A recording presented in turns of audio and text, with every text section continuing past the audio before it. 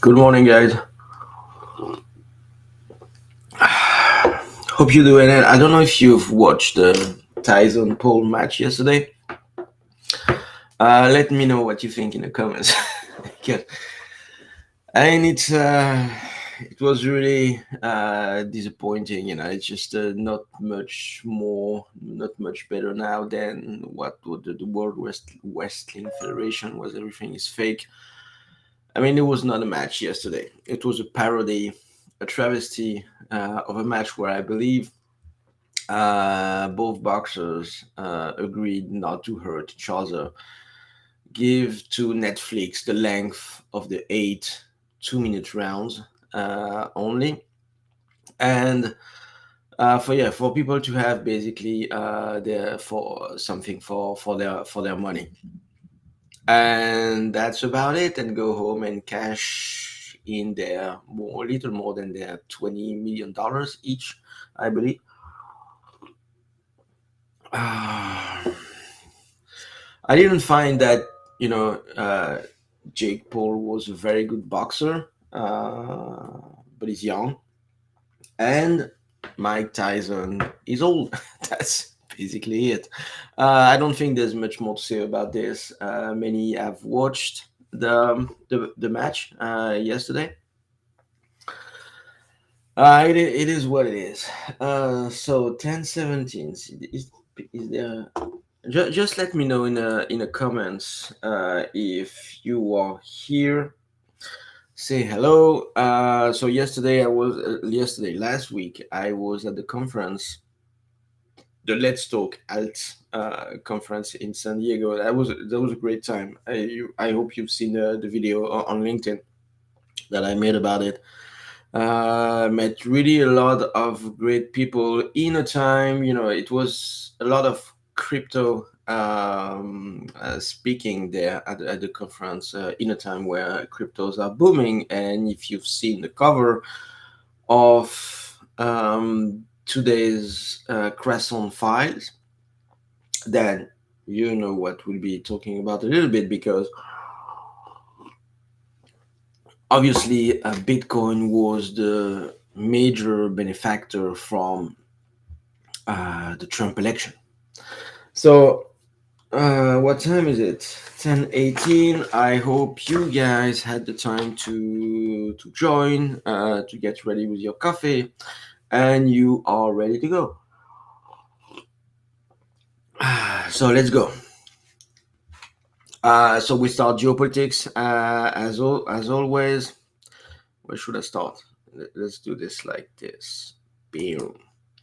So we've seen that Trump has started appointing his cabinet for his new term. I think the appointees are speaking for themselves, maybe except one. I think it's a declaration of war against deep state, which is good. I really love Elon and Vivek managing the Department of Government Efficiency. I'm all about minimal government. It's just about the war on the deep state, maybe. And if you have RFK, Tulsi Gabbard, and potentially Matt Gaetz, who is, I would expect him to go against the constitutional infraction during COVID.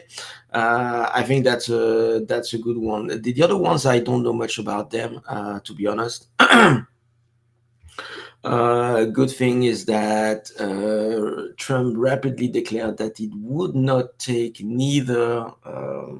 What's her name? She was a candidate from South Carolina, by the way, a woman, Nikki Haley. Yes, Nikki Haley will not be. I mean, this one is a pure deep state warmonger. Trump will not take back Mike Pompeo, which is a good thing as well. And I think that's what Trump suffered in his first term. He was probably not ready to take the election. He didn't have the political, let's say, connection, and he chose basically some of the guys that he thought were, but he didn't knew them really, and many of them stabbed him in the back, which is unlikely to happen in this one. Hopefully, especially considering the guys that he appointed. So the only guy that I'm not super happy about is Marco Rubio. He's a really deep state guy, Secretary of State, meaning he will be managing foreign affairs. Uh, what can we say about that? Maybe the thing that we can say about that is that most of the appointees of Trump this time are really heavy pro-Israel supporters.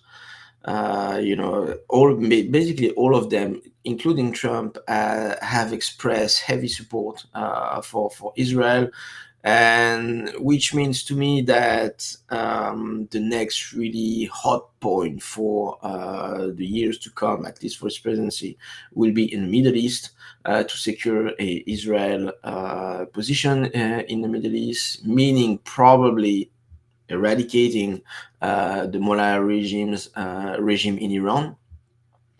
So that will be interesting, very interesting to see. And just maybe one last point about a nod to the Democrats, and many of them saying that there was no intelligent woman in the Trump administration. Not only, I mean, you have ladies like Tulsi Gabbard that I like a lot. I mean, but if you compare on the Democratic side, I mean, is this Cheney the smartest woman on, on the Democratic side? Okay, I mean, we can compare, I believe. But last note was the chief of staff, which for the first time, I believe, in the U.S. history is a woman. So, I mean, I thought that it was interesting for a guy that's supposed to be totally misogynistic, maybe in English, hopefully.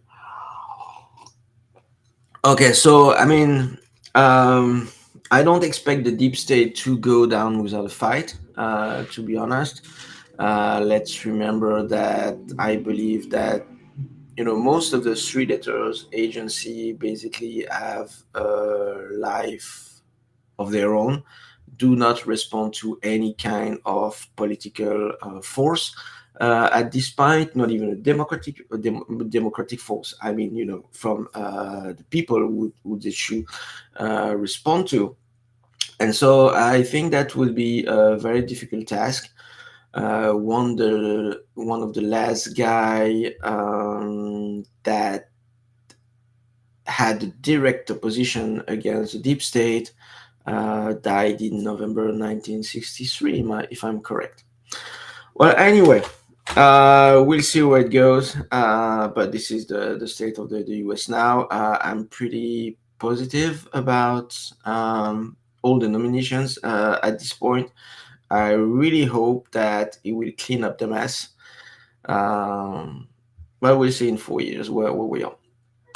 Okay, so next, so between Ukraine and Israel. So Ukraine obviously is totally aware that they will have less support from the US with the Trump presidency, which is why Blinken has declared that the current administration, until Trump takes office, will expedite and will rush the financial aid to Ukraine.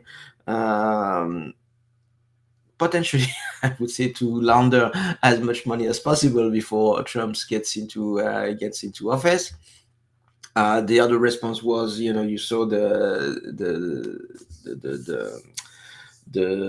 newspaper article saying that Zelensky is considering a nuclear option, not a really, high level nuclear option, but something like was dropped on Hiroshima and Nagasaki at the time. So kind of a nuclear technology for 70 years ago. They seem to be able to do that within a couple of weeks, or at least that's what they say. Nothing much more on the front, on the ground. I believe that everyone was waiting for the result of the election to know where it's going. I believe that we with the Trump election we have already something a little bit more peaceful, because probably Putin knows that he will be able to have a discussion with Trump, which was not possible with the Biden administration. So kind of quieting things down. Now again, on the Middle East side, you see the article of the Jerusalem Post. God chose Donald Trump to win the election and change the world. I mean, obviously, considering the heavy support of all his administration towards Israel, Israel is very, very happy to have Trump in office. They know that the support would be unconditional. Basically whatever Israel will do. Um, they will have the support of the US. And for Israel, that's a great thing to know. Nothing much more than that on the geopolitical side. So we'll move to the economy rapidly. This is probably the shortest thing that I've ever done about geopolitics, which I like a lot, but definitely nothing happened this week. So we are going to the national debt with the current administration going crazy. They have spent a massive amount of money in terms of deficit. In October, the deficit was expected to be around where is it? Expected to be around 73 billion in October. Last year, it was 67 billion of deficit. And guess what it was in October? 257 billion. So between, about 2.5 times 4, no, 3 or whatever. I mean, it's a massive increase of the debt. And if you want my opinion, I believe that the current administration, seeing that Trump had the momentum in October, this is what we discussed in the Croissant Files Live during October, they were preparing basically a ticking time bomb for the next administration. And I believe this is what the Trump presidency will have to face at this point. So the deficit is going crazy, is exploding the roof. And who says deficit and spending says inflation, which I believe will be the legacy of Joe Biden's presidency. So, um, so what else? Yeah, so deficit leads to inflation. We had some data about inflation this week. CPI and core CPI were in line, but they are also higher than they were in line with expectations, but also higher than they were 2 months ago. So basically, you have inflation picking up again at this point. Mortgage rates, are increasing as well. And so at this point, what this means is that the Fed cutting 50 bips in September was another massive failure. We had inflation is transitory. It was not. We had soft landing targets 2%. No soft landing, probably really. Nobody really cares, really believes that. And if you look at why the CPI core inflation is at 2.6. No, that's the CPI inflation. Between core inflations in regular inflation, I'm often lost. So CPI inflation, to be accurate, is at 2.6%. But I have numbers in front of me showing that what Americans experience in terms of inflation is way higher. Obviously, car insurance plus 14% inflation, transportation 8%, homeowner 5%, rent 4.6%, And this goes on and on and on. So the inflation is much higher than what it is advertised at 2.6. And so consumer and Americans are still struggling, and this is pretty easy to find uh, why people voted like this. I will have a chart about this later. So what do I have after that? No, so we don't care much about this one. So I will skip that. So yeah, so we have inflation raising, and at the same time, like I've shown in previous Croissant Files Live, we have also a weakening job market. So again, it's another step towards a stagflation situation. Because now the inflation is not going down anymore. It will probably, well, it's unlikely at this point to reach the 2% target, but the Fed is still cutting rates. We had 50 bips in September. We just had 25 bips. We also have expectation about 25 bips, 25 more bips in December. So nothing of this makes any sense. Um, so, and obviously this has impacts on the markets. We see quite significant moves in the bond markets, specifically when the Fed is cutting rates, and bonds are going down with interest rates going up, exactly the opposite that the Fed is trying to do. And I don't think this is going to end well, because it might be better with the next administration, which is supposed to control the deficit better, specifically with the Department of Government Efficiency. So we'll see probably that the U.S. credit risk lowered at this point. But again, inflation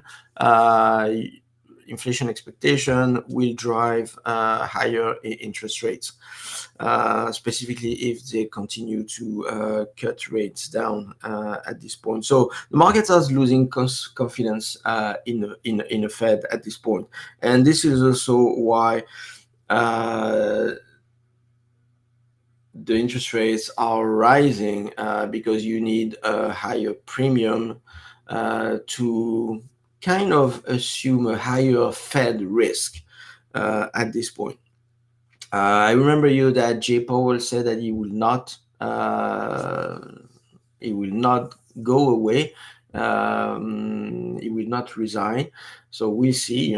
So going against the will of the American population, even if Trump asked him to leave, he will not. For someone that has not been elected,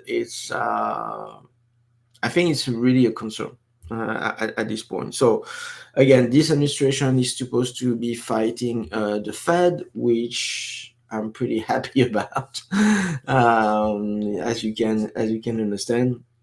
So we'll see what happens. But again, markets are losing total confidence in the Fed. Why? Because they have been wrong on basically everything.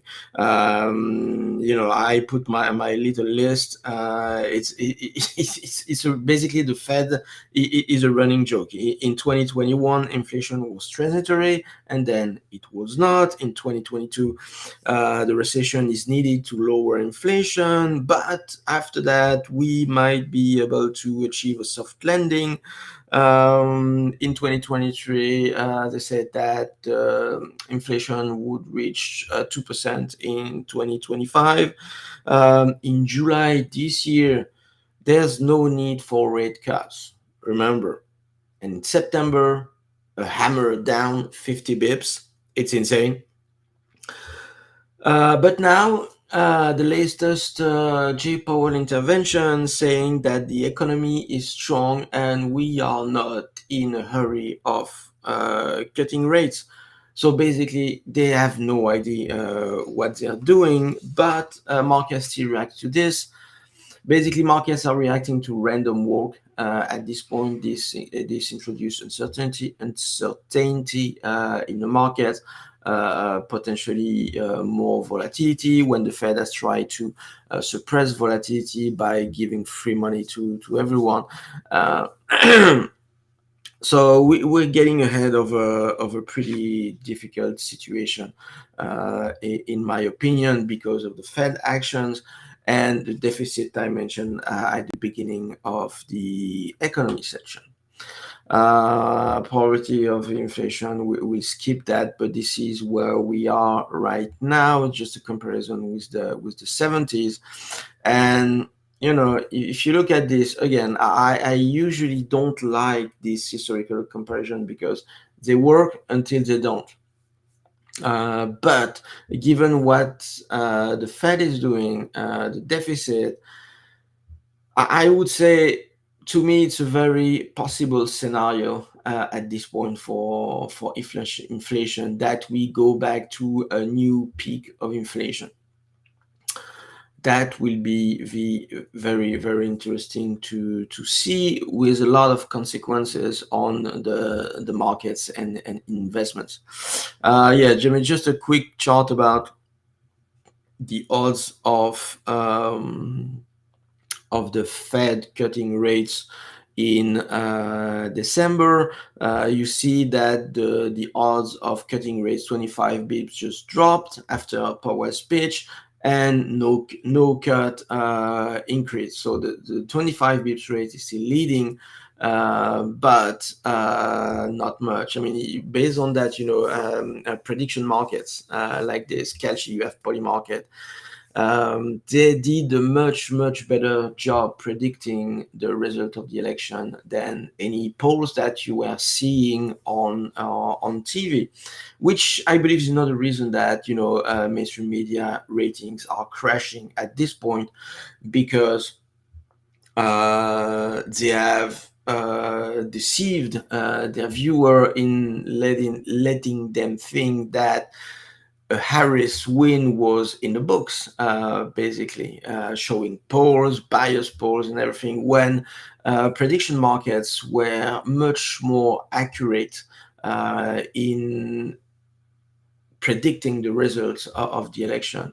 And funny enough, well, funny somehow, you've seen that I think it's the FBI or whatever, the police raided the house of the CEO of Polymarket.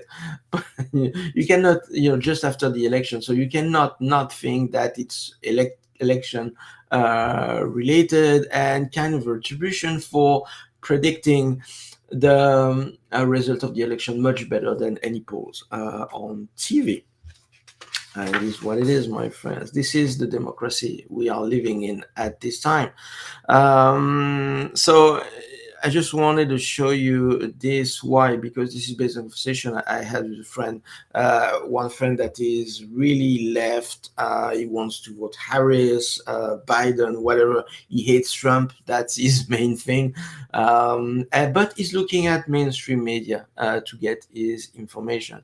So he always tells me that the economy is great, is booming, and I gave him this chart telling him, well, the media that you look at is commenting the blue line, which is the average weekly earnings since 2021.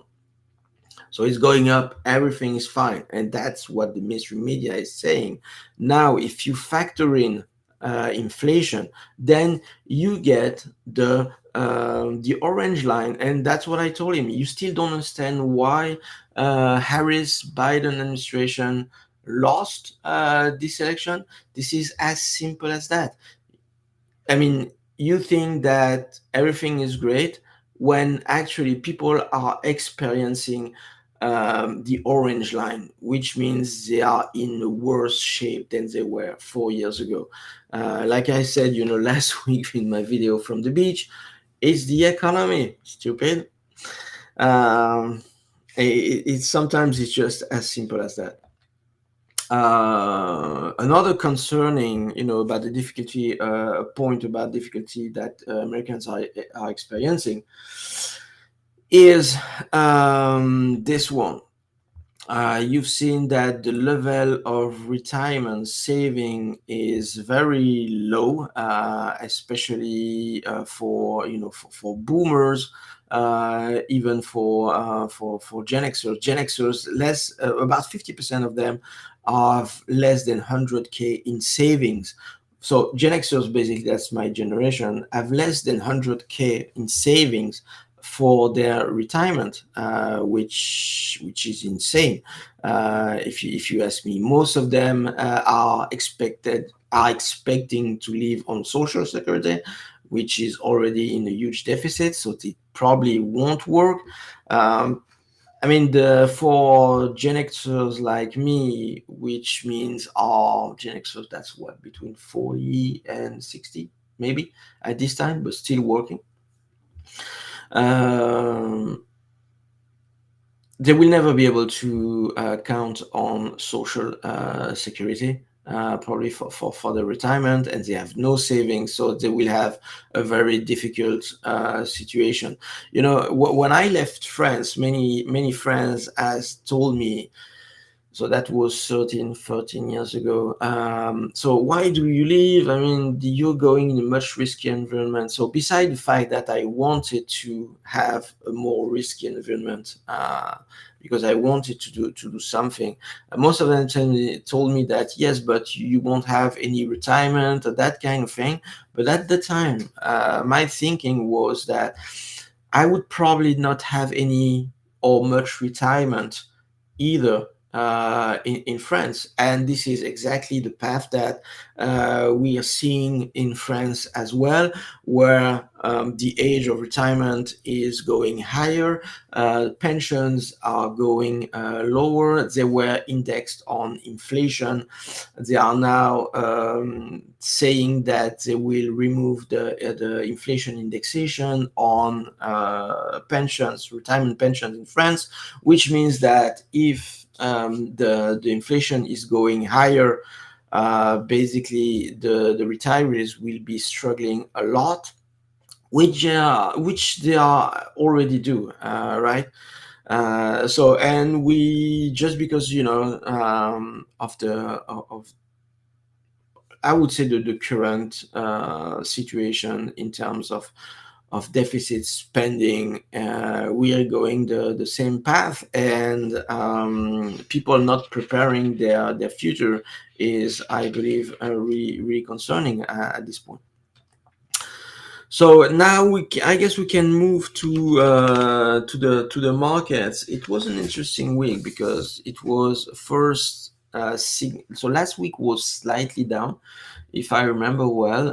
This week is more down than it was the week before.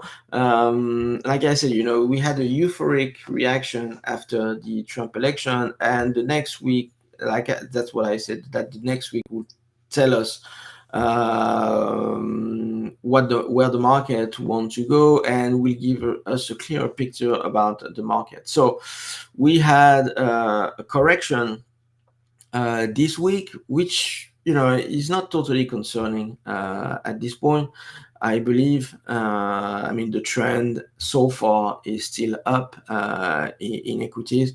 So we just need to see if the uptrend in the following week, in next week, is broken or it is not. What else can we say about this market? Not much. I mean, the VIX, so market going down, VIX slightly going up. I mean, that's totally natural. We have the long-term bonds going down again, which is interesting. The oil going down as well. Gold going down. I have a couple of things to say about that. So that was kind of an interesting week. Gold that was hit after the Trump election. So one quick graph about this. I mean, the risk appetite is at a pretty high level at this point, which may indicate some kind of complacency in the market. We show that risk appetite is high. The near-term market outlook is high. Obviously, I mean, these are kinds of contrarian indicators. So this is the S&P. You see a slight drop this week. Nothing material, nothing to break the uptrend at this time. But this will be very interesting to follow. You can see the thing that I couldn't show last week, that the VIX was crushed last week like crazy after the Trump election. Again, the uncertainty was waived after the Trump election, which explains why the volatility was crushed. What is it? The bonds. Bonds. I explained before why the bonds are oriented downwards.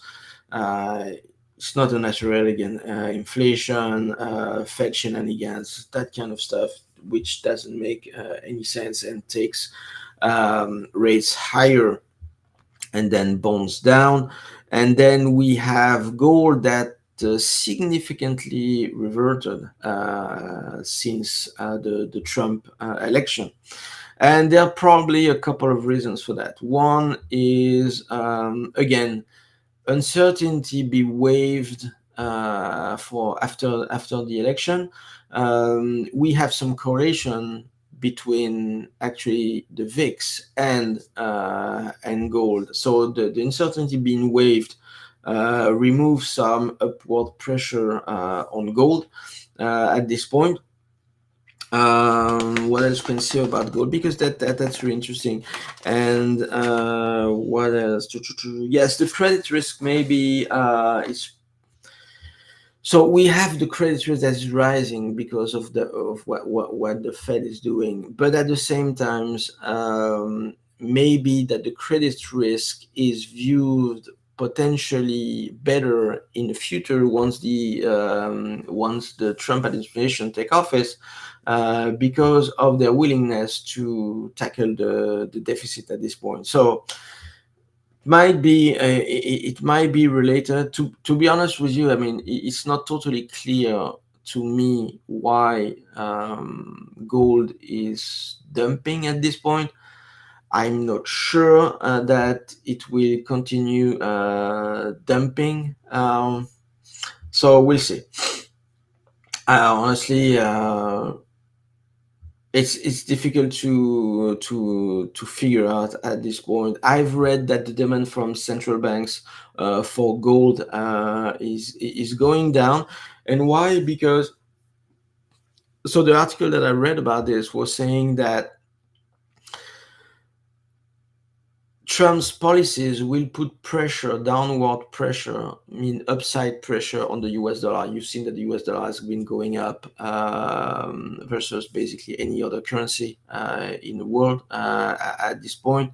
And so the Trump policies are supposed or expected to be weakening foreign currencies. And what they say is that instead, these foreign countries, instead of buying gold, they will have to defend their currency. So they're buying less gold and potentially starting selling a little bit less gold to buy their own currency on the market and support their currency on the open market. Honestly, I don't know what to make about this. It's only conjecture at this point. But I mean, if you are like me and you look at the charts and you have systematic quantity systems that are using prices only to generate their orders, it doesn't matter much. I mean, it's a correction. It's not a collapse at this point, so no panic. What else? Yeah, let's come to the famous Bitcoin now. You see that it's has risen like crazy last week. I mean, it's obviously a result of a more pro cryptocurrency administration. It's interesting because there are 58 candidates for U.S. Congress that are supported, that are backed by a pro crypto pack.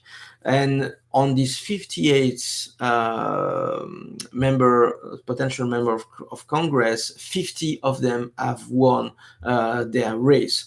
The crazy part is that there are 8 left that are still not called. The race is not called, and these 8 left are leading the race at this point. So, which means that there may be a 100% success rate for the member of Congress that was supported, backed by a crypto pack for during this current election, which will obviously will sway, that's how we say, will shift the balance towards more cryptocurrency favorable administration. And by the way, you've seen that after Trump was elected, Gensler suggested that he may resign from the SEC, which I believe he should. And the other funny part is that as soon as Gensler mentioned that he may resign from the SEC, he's been sued by 18 US states, stating that they are accusing the SEC of unconstitutional overreach and unfair persecution of the crypto industry. So that will be very interesting to see. Obviously, I support that because I believe the SEC was far overreaching against the crypto to protect some specific interest, which I believe is not their role, in my opinion. So that explains why crypto went up. You had other rumors such as, it's not confirmed, but some of the Trump administration members are considering a US strategic Bitcoin reserve, which would obviously push Bitcoin on the upside like crazy. But at this time, all the lights for Bitcoins are green. The price is going up. The daily volume has reached 5.2 billion in a single day for the first time ever. I don't have it here, but I believe that the Bitcoin ETFs capitalization AUMs basically have passed the gold ETFs AUM, or is it just IBIT being bigger than GLD? I'm not sure yet, but if you check for this, there's kind of news like this. So again, momentum is on the rise on that side in terms of AUM in Bitcoin. I've read an article saying that even BlackRock is a really big investor in its own ETF. So BlackRock is directing a lot of money of its own clients to the crypto space. So that's very interesting. And so maybe one last thing about Bitcoin. It was the fastest ETF to reach 40 billions in asset in 12 and 100 days. The second fastest was in 12, so 1,253 days. So just to give you an idea of how fast let's say the retailization, basically, because ETFs are retail products, is going. So it's probably an early indicator of greater adoption, even though a lot of investors are piling into it at this point. What can I say more about this? Maybe not, maybe nothing. That's cool. I mean, I don't have any question at this point. Nothing that I can see here. So, I mean, this is great. This is the first time that I've done it so fast, probably because the geopolitical side was not very big. Yeah. Okay, so guys, thank you very much for your time. I hope you'll enjoy your weekend as much as I will. I have planned with my wife for the weekend.